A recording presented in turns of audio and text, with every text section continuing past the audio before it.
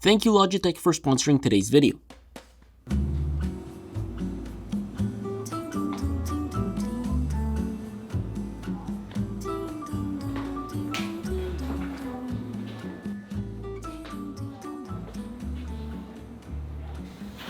What the hell do I bring to this trip? I guess this could do it. This could do it. This is probably not enough, but anyways, I'll bring one of those. Yes, right. Okay, let's pack this baby up. Okay, here we go. This should be fun. Should be easy, right? Yup, there's just something so exciting about packing and going on vacation, especially when you are going to a sunny place like Portugal. Although, one thing you should know about me is that I'm not the biggest fan of vacations and I hate packing. Yeah, I know, I'm such a party pooper. But you know what? When I travel, I pack well. I pack all of the stuff I need to make sure the trip sails smoothly, and I bring all my essentials with me to make sure I have what's needed. After traveling to different locations this year, there's one thing I've learned, and that's to get a proper freaking carry-on. Never again will I check in a luggage on a plane. Carry-ons are a must and they are enjoyable when you get a proper one, so I gave my own monos to my girlfriend and I got the Carry-On Pro in white, which I feel like I might regret it. This thing is about to become black in a matter of one trip. Why did I go for the Pro, you might ask? It actually has this extra compartment here that sort of acts like a backpack. I was debating on getting the Pro Plus, which is 46 liters in total instead of 36, but it seems like some people sometimes get theirs checked in because they are a tad too big on smaller planes. So you know what? I was like, meh, I'll pass. I barely bring clothes every time I travel for a week anyways. Now, coming from the carry-on, which I've used for a year now, I love how Monos compartmentalizes their suitcases. This one has the pocket on the front and it's great. It really does act like a bag in terms of the layout. It is tight, but my 15-inch Air does fit perfectly. It's a pocket that's meant to fit slim items like a passport, a laptop, a keyboard, maybe a mouse. I think more than anything, it can complement your side bag or a backpack pretty well. YKK zippers are great. It's been great to me on my carry-on. Handles feel just the same, and on my end, they've been aging quite well. The other best part about this is the Japanese Hinomoto wheels. Probably the best wheels I've had, and they slide so freaking well at airports on all surfaces. It really is a luggage with a nice layout and plenty of compartments to keep your clothes tight and well placed. To complement this, I am bringing my Coach Venturer bag. I got this in London and was rocking it on my Monos carry-on the whole time. So I like that setup, which is why I think it pairs super well. I'm using this as my bag for shoes, a sweater, extra accessories I need to bring. Overall, something I can just throw things at. It did come with a detachable strap with a 21-inch drop for shoulder or crossbody wear. It's really not that big at 18 inches in length, 10 inches in height, and 8 inches in width. Taking it by the handles creates like a 5-inch drop, which is perfect. Mine is made out of what seems to be some type of calf leather. It has a pocket with a zipper inside, 2 small compartments for maybe a mouse, and it came with this cool little lock. It honestly is a really aesthetically pleasing bag, especially with this brown-red interior. So in both of these bags, I pretty much brought all of my tech except my phone. I actually always have that in my pocket. Turns out I'm no longer an Apple fanboy. I've been actually using my S23 Ultra for 4 months now. It was a bit of a battle the first month trying to completely switch, but I made it. I actually love this phone so much. It's really freaking cool. Perks, battery life is amazing. The photography that comes out of this thing is great. One UI is actually really customizable and it just feels easy to manipulate. Like somehow I haven't even dropped this once. Video quality hasn't been as good as my iPhone 14 Pro, which is a bummer, but the camera and shooting raw has been better in terms of zoom lenses, the processing of the images, and colors in my opinion. I took some pictures in Portugal with it and they were fantastic after I edited them. It almost feels like I have a photo camera with me at all times, so that's super nice. It really only lacks in the video department, but the rest, like I said, especially One UI, is great. Android has been definitely an eye-opener for me when it comes to being able to customize your usability to fit your lifestyle. more to come in my 6-month review. Because this lacks in video production, I did bring a camera with me. This is like an A7S Mark III, but way smaller and lighter, especially at 400 grams. I brought the Sony Alpha ZV-E1 with me. This is a full frame mirrorless camera for vloggers with really good image stabilization, which is freaking awesome. Actually, all the Portugal clips you're seeing in this video were taken with this camera. It's literally the same image sensor as my A7S Mark III and my FX3. When I was filming during the trip, it felt like I was at home with this. Like, it literally has the same base ISO of 640 and 12,800. Filming at 4K 10-bit 422 with no crop factor literally on the go was freaking awesome. I did pair mine with a smaller lens for the most part, the 15mm G Master ultra wide lens. The autofocus was great with human detection. Oh, and the audio is actually freaking amazing. Gone are the days of having a separate mic on your vlog camera. The integrated microphone makes your life easier, plus it does come with a dead cat, which is cute. For those who are Portuguese, this reminds me a lot of Greece, like the little streets, but I guess everywhere in Europe it's like that, but it's very bright here, very like sunny and everything, so it's very Greece-like. Very nice country, guys. Anyways, there are so many gimmicky settings for vloggers which I didn't use, mainly targeted for people that don't shoot manual.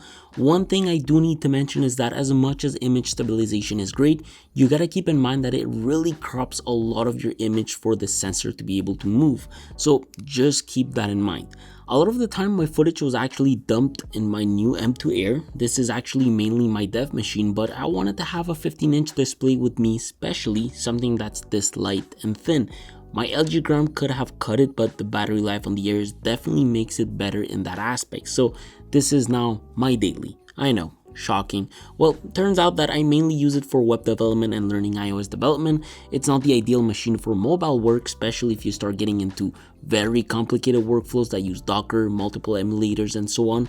But when learning iOS, it's totally fine. It is capable of photo editing super well on the go, which I did in Portugal, and it's also super capable of piecing together a 4K 10-bit 422 small timeline. Just don't expect more than that out of it. Remember that this is a fanless unit with great freaking battery life. I think I charged this a total of 3 times during my trip, which is nuts because I used this a lot. I paired this with the MX Master 3S, and let me tell you, the new quiet clicks this has are a game changer, especially on a plane or when using my machine at night. Definitely delivers confidence in quiet work areas. So by being 90% quieter than last gens, it also comes in this black color. It's got a new sensor which now increases speed and precision even on glass. Having an 8000 dpi sensor makes working faster, whether you're coding or editing pics on larger screens. It's also important to note that increasing DPI is always better within the Logi Options Plus software rather than within Windows or the macOS settings. Design wise, we get this nice aluminum base color with the palm grip being rubbery. The rubber sort of nicely dissipates as you get closer to the switches, which are plastic. It sort of makes the whole thing feel soft to the touch and blends in nicely with the design separation. I think the most popular thing about the MX Master 3S is how well it can fit your hand. It's hands down the most comfortable productivity mouse you can get. And it's not only comfortable, but very customizable. You've got buttons like the main switches, the side buttons, the scroll wheel with a smart shift, thumb wheel, the gesture button.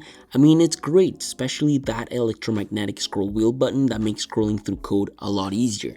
There's just so much you can accomplish with this mouse, and the fact that you can customize all of your clicks makes this the ideal mouse to bring around. Logi Options Plus also allows you to connect the MX Keys S as well. This is a software that allows you to also check out how your devices are connected, whether that's Bluetooth or through their bolt adapter. The bolt adapter is clutch because it does make pairing a lot easier, delivers a strong and secure connection within 10 meters, and Bluetooth low energy. Logi Option Plus is also a lot cleaner than before. It's the place where you can allow yourself to modify most of the buttons of your devices, modify any sort of point and scrolling settings, set up easy switch to seamlessly switch from one device to another, and set up Logitech Flow, which in my opinion is the best feature this software has. It's awesome being able to simply move your cursor to the edge of the screen to control another computer. As for the keyboard, just note that some keys can be remapped, but not all of them. Of course, on the larger form factor of their keyboards, you'll have a few more buttons that are customizable, but other than that, both keyboard sizes allow you to map specific keys with specific softwares, tweak your backlighting settings through the app, Control Easy Switch, and some of the other settings that come with these keyboards. I do need to mention that they just recently added the new Smart Action feature. This pretty much allows you to assign multiple actions to one key. So say you want to open up all of your tools for development with the press of a single key, you can now do that. I really think you can't go wrong with this workflow and with their latest MX Keys S. It's slim, weightless, super easy to travel with if you get their mini version. The S now includes the emoji shortcut and the auto backlight.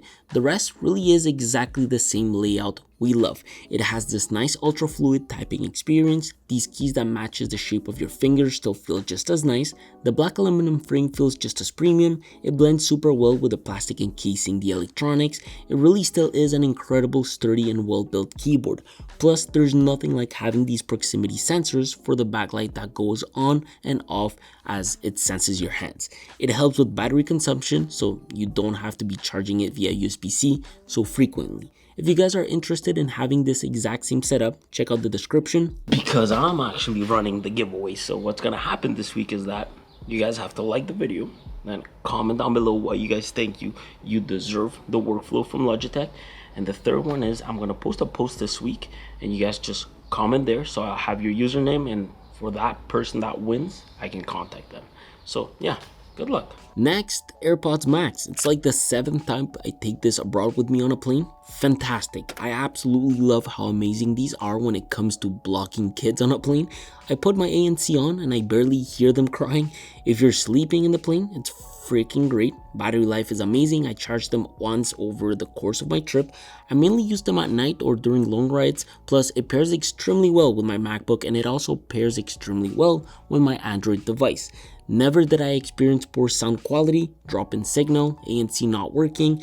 Talking about ANC, if you buy the 3.5mm audio jack for it, you can connect this to your plane's screen, and ANC actually works along with your volume buttons. So that was nice. In terms of comfort, they are amazing, but after like 6 hours on your head, it can get annoying. My ears feel a bit sore, not the top of my head though, and surprisingly, they actually don't make me hot.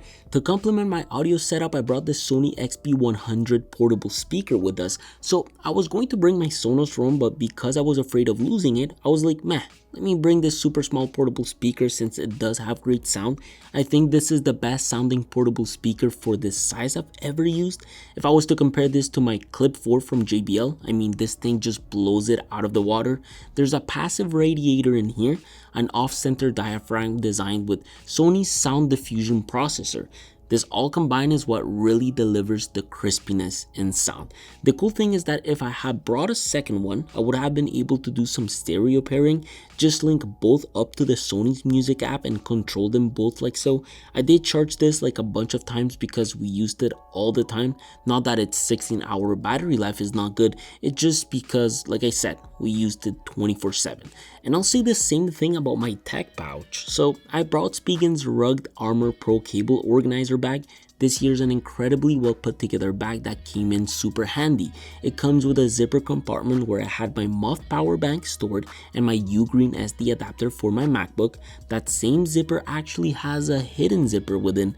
It also comes with a compartment to store your passport if needed. The main storage area has some straps for power bricks, SD straps with cable straps, and a pencil strap. I have my Apple native lightning cable for my girlfriend's phone, my USB-C anchor cable for fast charging. I had it all in here. The straps are actually super handy because it could even fit my Satechi 66 watt GAN charger super well. I did get their passport holder because turns out that it comes with a SIM card ejector tool and a place to store your local SIM card. Every time I go to Europe, I get a SIM card to be able to use my phone, and I always need some room to store my SIM cards. I rock an ejector tool within my car keychain, but it pokes holes in my pants, so I hate bringing it with me. This year is just perfect. I have my cards, SIM cards, my passport, and even an AirTag to keep track of it. By the way, a lot of you guys recommended us to get the Amex Platinum card. This here's our company card, and it's actually so nice.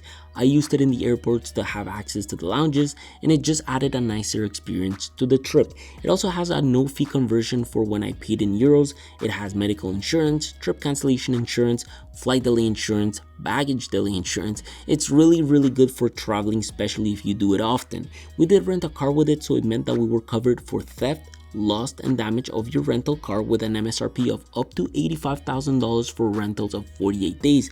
We actually got a really nice discount on an Audi A3 in manual, and you know me, I love cars, so that was fun. I had a blast driving this in Portugal for hours. When it comes to telling the time, well, I brought my latest addition, the new Tudor Pelagus 39. This one here is actually not the easiest watch to get. I was on a waiting list for like 6 months at a store I've bought other watches prior. It's like the baby brother of the Submariner. It's a 39mm watch made in titanium, which is super light for a daily watch, has a simple design meant for diving at 200 meters, and brushed finish on the rotating bezel, which instead I actually used to tell time in Portugal by setting it up to the local time. The red text on the dial really leans into the vintage side. It almost reminds me of some of the old Rolex watches. The rest of my wearables are my clothes. I primarily shop at Uniqlo and Zara. I'm starting to lean more into the baggy stuff. I'm fed up of wearing tight shirts and so on. In terms of shoes, nothing too complicated. I'm bringing my New Balances 550s and my Nike Air Force Ones. White shoes match everything, so I think it's a great choice for traveling. As for my toiletry bag, I'm still rocking my ULX Top Kit. I got this from All Year a long time ago and featured it in my last traveling EDC video. I have zero interest in changing this actually.